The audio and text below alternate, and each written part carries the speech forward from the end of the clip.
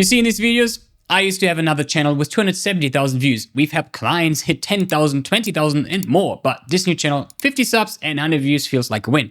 This video breaks down why the guru playbook keeps falling flat and how we're building something that actually grows a business long term. So if you've been posting, following all the steps and still feel like nothing's working, you're not alone. The first myth everyone is telling you is that small channels are getting promoted, which is kind of true, but kind of not. Like, yes, YouTube themselves are saying that they are having a dedicated team which are trying to help the smaller channels. Yeah, so we have a team that is specifically focused on this challenge of trying to identify audiences for creators that are just getting started, for videos that we don't have a lot of information about. And yes, on the homepage, you might see 1 or 2 channels between 20 big channels with a sub count of less than maybe 10,000. And usually I can see it very quickly. They're having like views like 50, 100, 200 views. And I check actively, like now when after preparing this video, I noticed these views are not really resonating with what I really watch.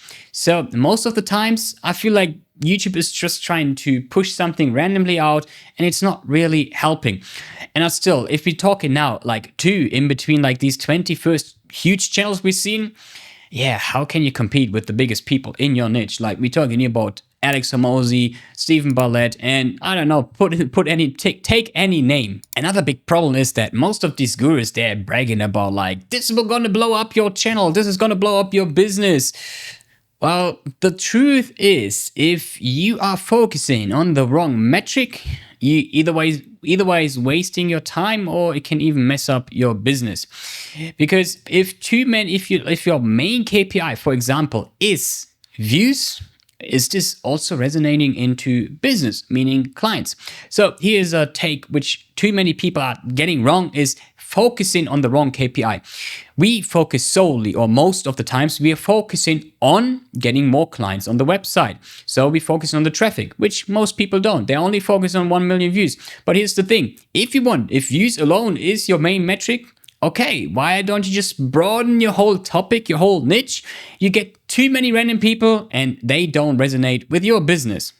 The big one is like, hey, AI is making the barrier for entry much, much lower.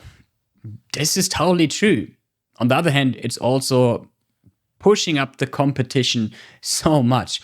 If you check in the graph of how many views have been posted on YouTube over the last few years, it's just rising and rising. Therefore, the competition is harder than ever before. While it makes it easier for you, it also makes it easier for all your competitors. So yeah, it's not really helping you. It's actually making it harder for you to stand out. Because I just made another video about that there are these AI agents. They're solely trained to create videos on autopilot. What I mean is they get a trigger by a specific keyword, which is just ranking very high right now. And then the AI agent starts running, meaning this AI agent is automatically starting to create content in a specific prompt, then for different platforms. So if it's getting triggered, it can create a post for Reddit, it can create for Twitter, it can create for LinkedIn, you can put a picture in between for Instagram. And now, if you're thinking about video, yes, we can also create video with HeyGen or Veo, whatever you want.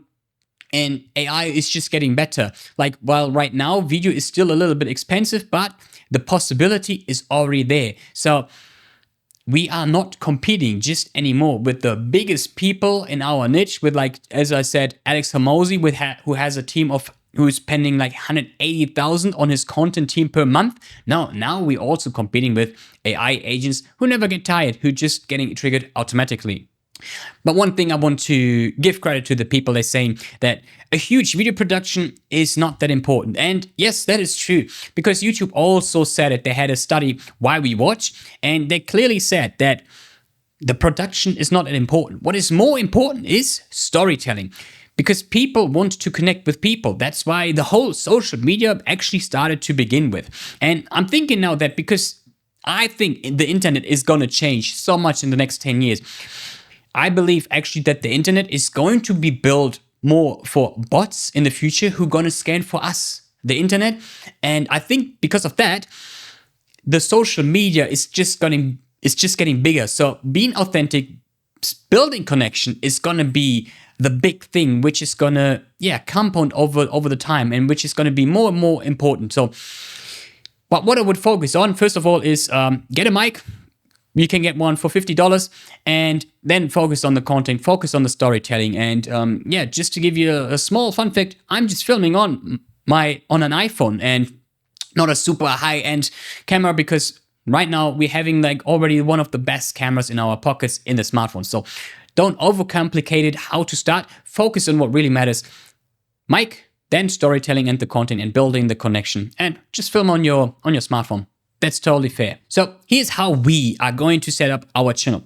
First of all, I analyzed actually how Alex Hormozi grew on his YouTube, and that made me question a little bit my posting frequency, because I was shocked. He actually uploaded in his first year 140 videos per year. That is almost 3 videos per week.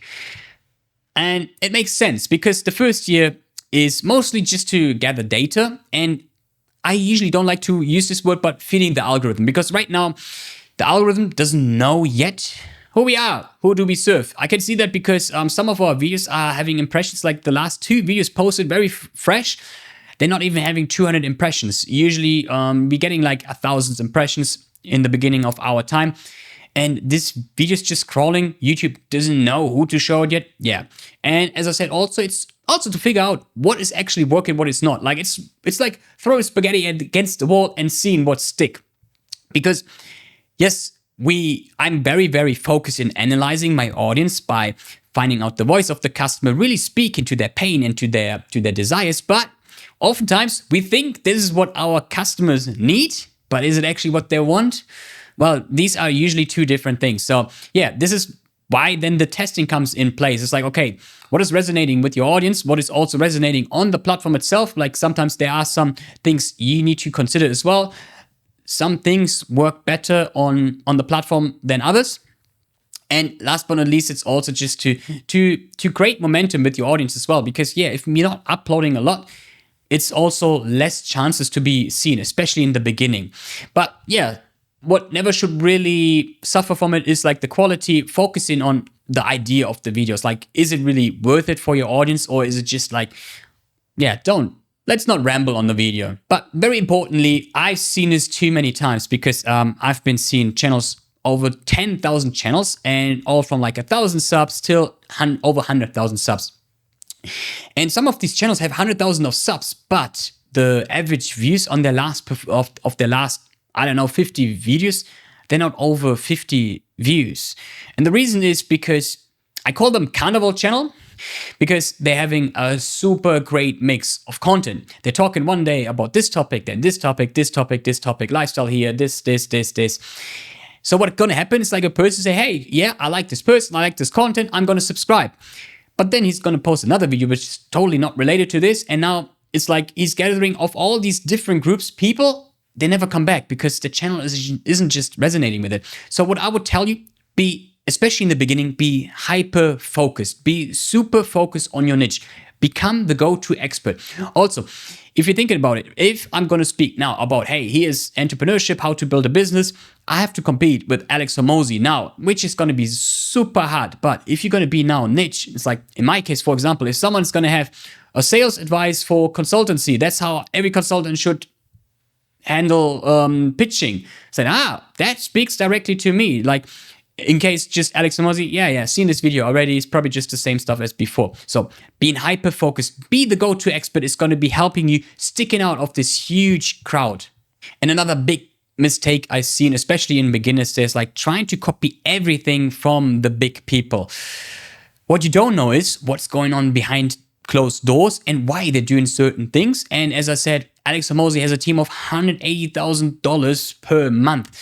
You can't just copy what he's doing. It's impossible. You can't keep up with his volume. You can't keep up with his quality, with his production value, nothing. So be always mindful. And if you're just being copying someone, you're just going to be a number 2. And people are going to notice that what you're saying might not actually who you are. So authenticity is going to be very, very valuable, especially, as I said, if you're thinking about AI, which is going to come.